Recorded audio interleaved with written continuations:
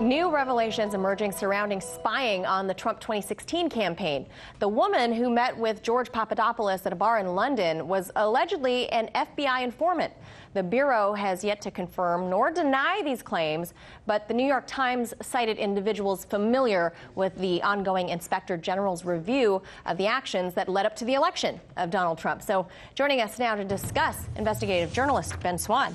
Ben, this just sounds like something out of a movie at this point. I mean, can you summarize for us what happened with George Papadopoulos and this mysterious woman who went by the name Azra Turk?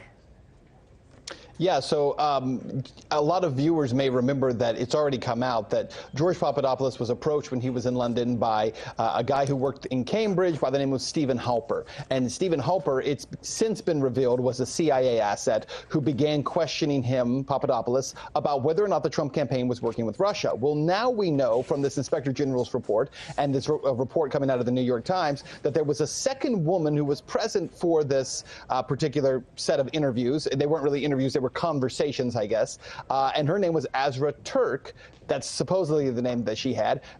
George Papadopoulos writes about her in his book, Deep State Target, and one of the things he said about her was that she was an attractive woman who posed as Halper's assistant working at Cambridge. Turns out, now we're learning that she was an FBI informant who was there to also gather information as to whether or not Papadopoulos was working with Russia and the Trump campaign was working with Russia.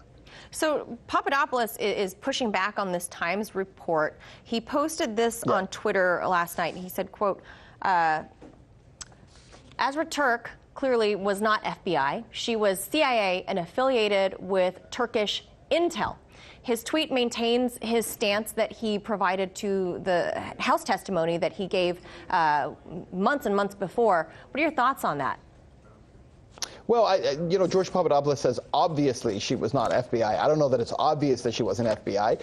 He seems to believe she was CIA, and I think you can make the argument that she may be CIA simply because we know that Stephen Halper is a CIA asset. And remember, Stephen Halper, if you read this Times article, it makes it sound as if the FBI was just doing their job by sending a very well-trained associate to be there to make sure this investigation went down properly. I mean, it goes to lengths to defend this woman, Azra Turk, and her role in all of this.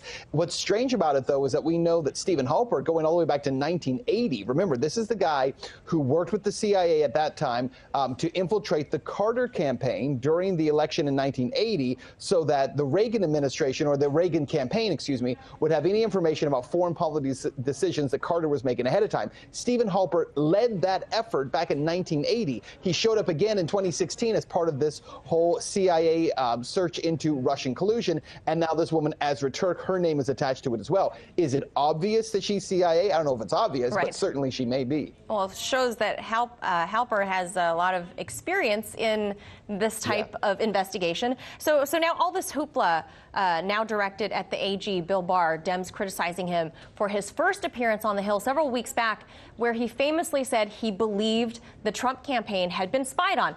They say that he lied. Doesn't this bombshell corroborate the AG's assertion then?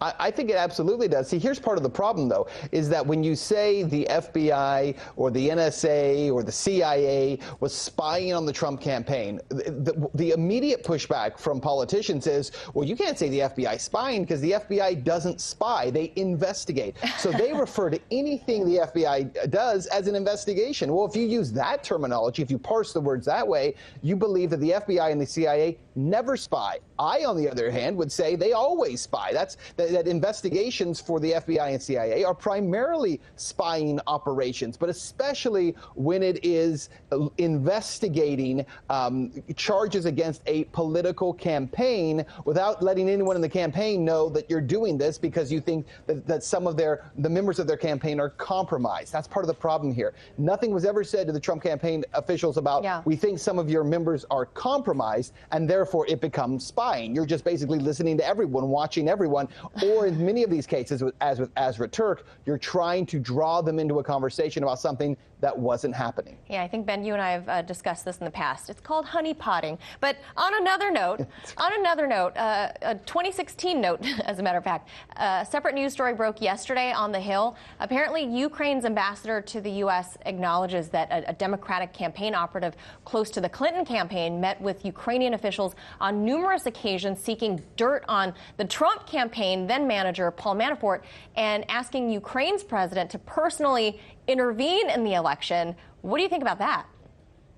Yeah, well, first of all, the strangest part of this story is that the last name of this woman is Chalupa, which is amazing to me. But this woman named Chalupa apparently worked for the DNC and then also claimed to be an activist for the Ukraine. And yes, approached the Ukrainian embassy, wanted to get some kind of on the record. She wanted President Poroshenko to come when he was in the United States to actually have a question planted for him by a reporter so that he could answer it, questioning Paul Manafort's role. And what we did not know until just a couple of days ago is that, yes, we knew that this woman had done this. We did not know she was on the payroll of the DNC at the time. And that is, again, it goes back to this idea. It wasn't Russia as the official country being asked to interfere in the election.